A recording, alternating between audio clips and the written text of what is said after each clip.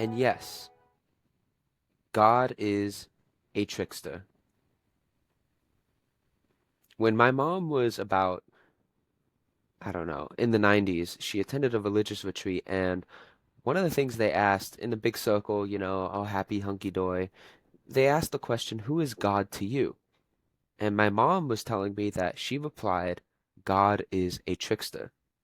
Now, coming from a literary background and a unique environment growing up, this was an answer that was not held by many, but resonated with her heart. And the reason why she was telling me this story is because we were talking about Carl Jung and his essay on the the trickster archetype, and the role of the trickster in myth and in folk tales and in legends and all sorts of narratives. So the trickster is usually the fella that is causing trouble, usually for the hero, is making a lot of jokes that, of course, do not land well with the hero, and in some cases challenge the hero. Yet Yun calls the trickster the wounded wounder and the one who can eventually heal the wounded. Now, why does he say this? He says this because in many narratives, the trickster, as well as another thing called the shadow, which is another archetype, which is usually represented as a villain or a dangerous being in narrative, is a reflection of a weak part or a unconscious part of the hero, him or herself. And the hero's goal in the story, in the hero's journey, is to face that part of himself through facing the trickster, through facing the shadow or whatever adversaries he or she comes into contact with along the journey. And Carl Jung, being a psychologist that, of course, delves into many philosophical things, talks about the trickster as such. He says, there is something in the trickster in the character of the shaman and medicine man, for he too often plays malicious jokes on people, only to fall victim in his turn to the vengeance of those whom he has injured. For this reason, his profession sometimes puts him in peril of his life. So, in other words, the trickster's behavior is behavior that is not just harmful to the hero or the other characters in the story, but is also harmful to the trickster, him or herself. Now, why is this important? It's important because Jung talks about how the unconscious, or what he deems the area within this context, the area of chaos, the area of unknowns, the things that have not been made conscious, the things that he believes are a priori, in other words, are there before our growing period, before our existence. They're just there within us once we are born. And Jung also describes how the unconscious is that which holds our future. And the conscious is just thinking in the present. And the realm of psychology, which deals with a lot of dreams and mental disorders or mental conditions, Jung believes is the unconscious attempting to make certain contents conscious. In other words, in the awareness of our psyche. Now, one of the things within the unconscious, which Jung calls archetypes, is this notion of the trickster, of the weak parts of ourselves, and the shadow, the dangerous and scary and shadowy parts of ourselves that we do not want to look at. Jung says they need to be integrated into our psyche fully so that we as human beings are able to function normally, and not just normally, but more productively, more morally, better as a whole. And Jung includes the biblical narrative in his analysis. He goes on to say, if we consider, for example, the demonic features exhibited by Yahweh, if you are a traditional theist, please hold your screaming and yelling and prayers for me. Just hold on. I know it sounds blasphemous, but let's continue. The mnemonic features exhibited by Yahweh in the Old Testament, we shall find in them not just a few reminders of the unpredictable behavior of the trickster, of his senseless orgies of destruction and his self-imposed sufferings, together with the same gradual development into a savior and a simultaneous humanization. It is just this transformation of the meaningless into the meaningful that reveals the trickster's compensatory relation to the saint. So in other words, Jung identifies the transformation of Yahweh into Christ, who is the embodiment of Yahweh, is the embodiment of God, as this journey from trickster to savior. Because Jung goes on to say, if at the end of the trickster myth, the savior is hinted at this comforting premonition, right? This is a comforting thing if the trickster myth hints or leads to a savior. This comforting premonition or hope means that some calamity or other has happened and been consciously understood. Only out of disaster can the longing for the Savior arise. In other words, the recognition and unavoidable integration of the shadow creates such a harrowing situation that nobody but a Savior can undo.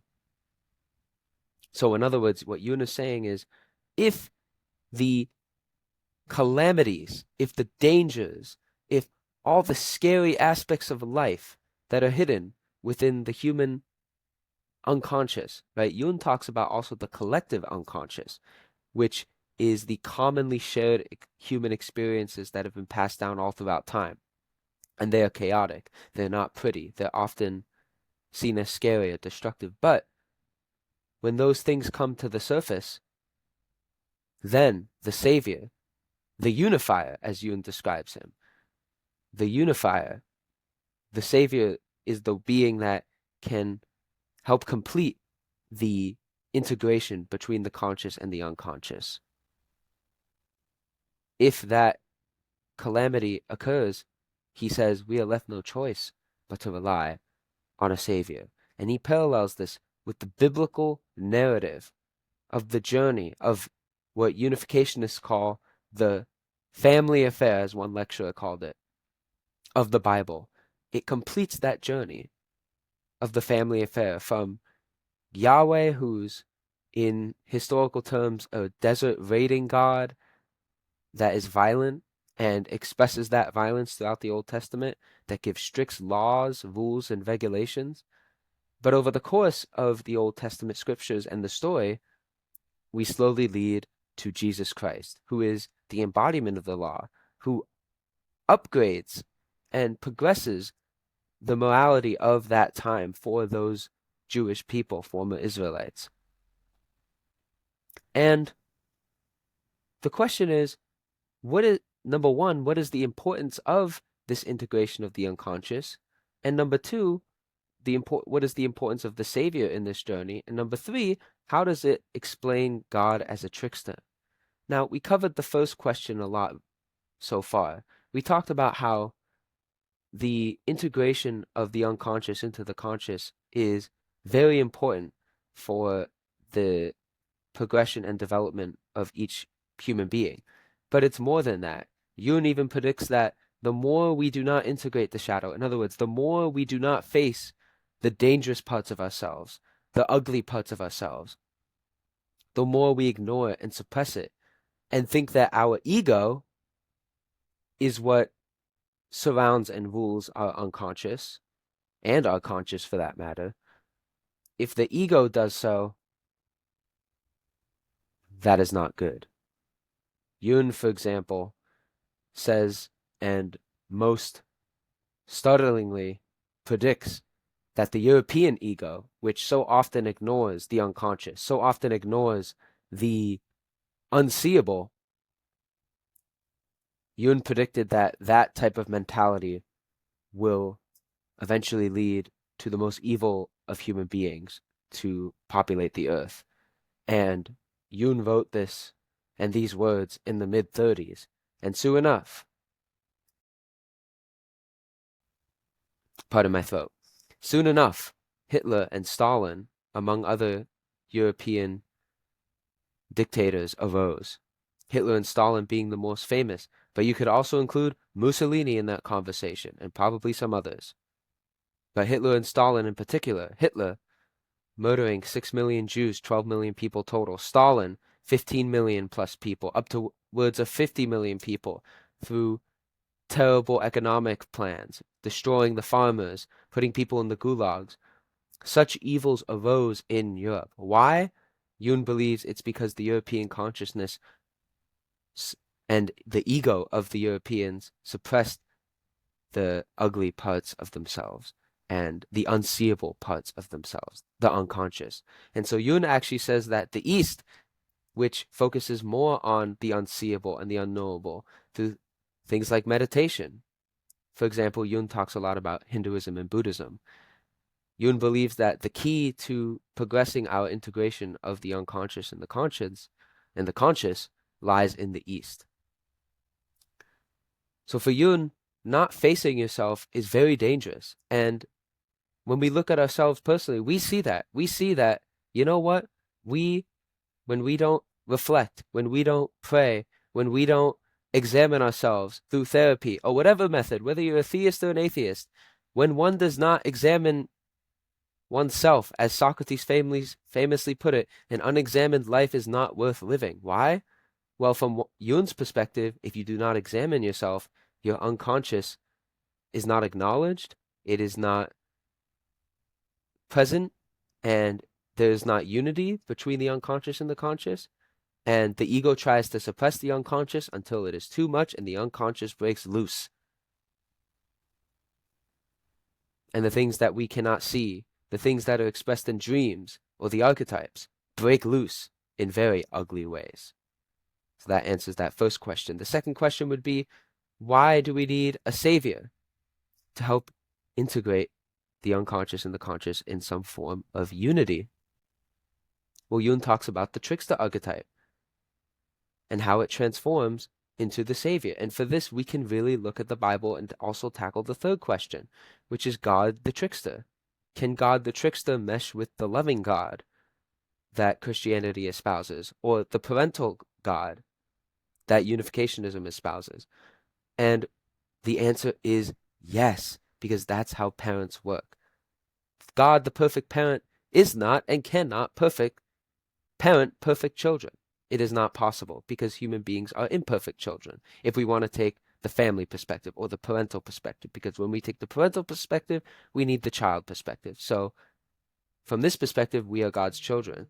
And for God, the perfect parent, to parent the imperfect child, the selfish child, the violent child, the murderous child, the child who commits fratricide and matricide and kills their brothers and sisters of their own family amongst all other people, what is God to do?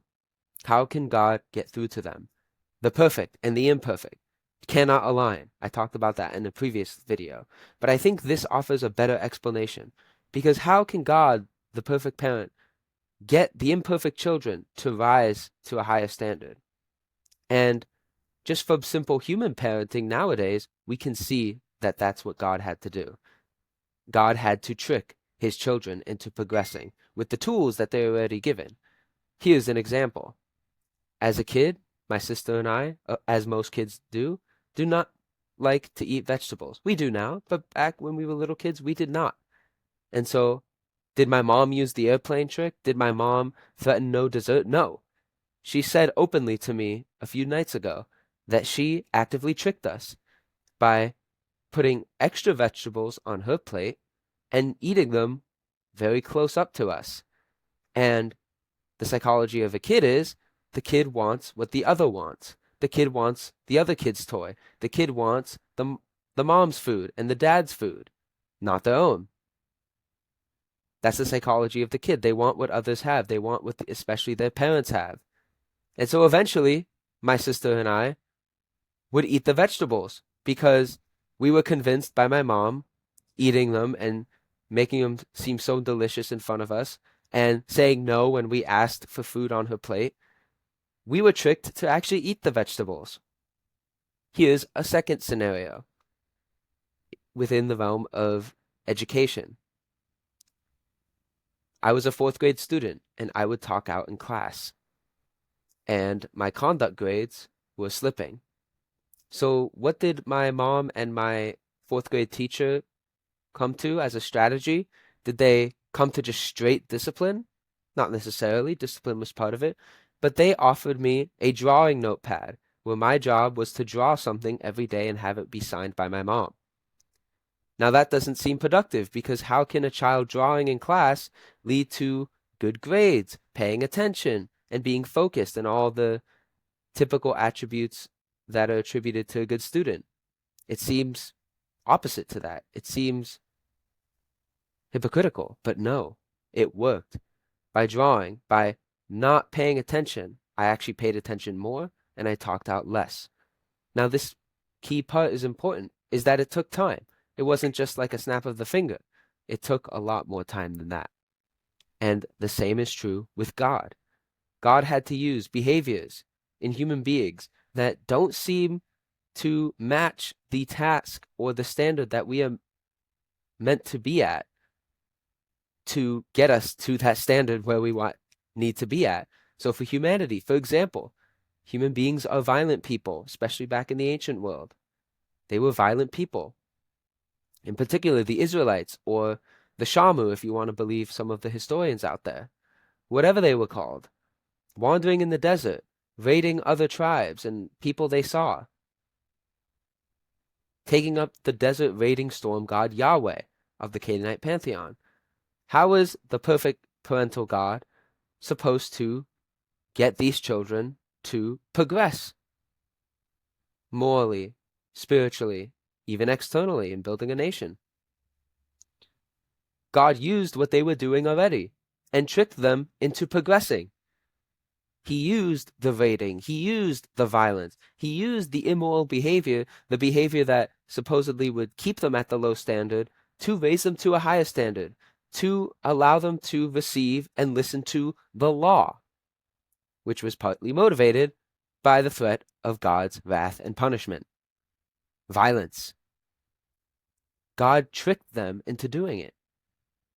And so that meant that their raiding needed to be as complete and violent and thorough as it was previously.